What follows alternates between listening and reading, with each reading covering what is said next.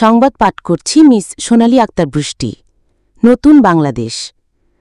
বিশ্বের অনেক উন্নত দেশেই সড়ক, সেতু ও অবকাঠামো উন্নয়নের কাজে আন্তর্জাতিকভাবে স্বীকৃত কোম্পানিগুলোকে টেন্ডার প্রদান করা হয়।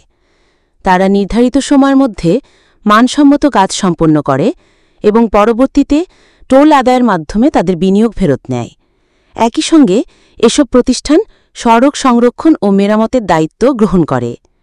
এই মডেল অনুসরণ করে বাংলাদেশেও যদি টেন্ডারের মাধ্যমে সড়ক নির্মাণ ও রক্ষণাবেক্ষণের কাজ দেওয়া হয়, তাহলে দুর্নীতি, অপচয় এবং রাজনৈতিক হস্তক্ষেপ কমে আসবে বলে মনে করছেন বিশেষজ্ঞরা।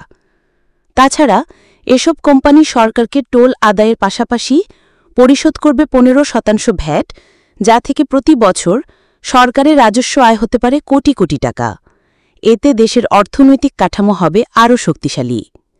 শুধু তাই নয়, রাস্তার দুই পাশে গাছ লাগানোর পরিকল্পনা বাস্তবায়িত হলে তা পরিবেশের জন্য হবে অত্যন্ত সহায়ক। একদিকে মিলবে ফল ও অক্সিজেন, অন্যদিকে কমবে ধুলাবালি ও শব্দদূষণ। বায়ুমণ্ডলে ধীরে ধীরে কার্বন ডাই অক্সাইড পরিমাণ কমে আসবে, রাস্তায় সড়ক দুর্ঘটনায় মৃত্যুর হার কমবে। দেশের নাগরিকরা উপকৃত হবেন একটি পরিচ্ছন্ন, স্বাস্থ্যকর ও দীর্ঘস্থায়ী সড়ক ব্যবস্থাপনা পেয়ে।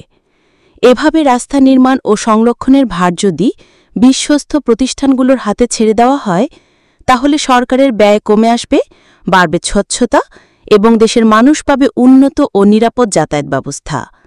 এখন সময় এসেছে সুষ্ঠু ব্যবস্থাপনার মাধ্যমে দেশের টেকসই উন্নয়নে এগিয়ে যাওয়ার। আসুন আমরা সবাই মিলে পরিবেশবান্ধব ও স্বচ্ছ উদ্যোগে সহায়তা করি, গড়ে তুলি একটি উন্নত বাংলাদেশ।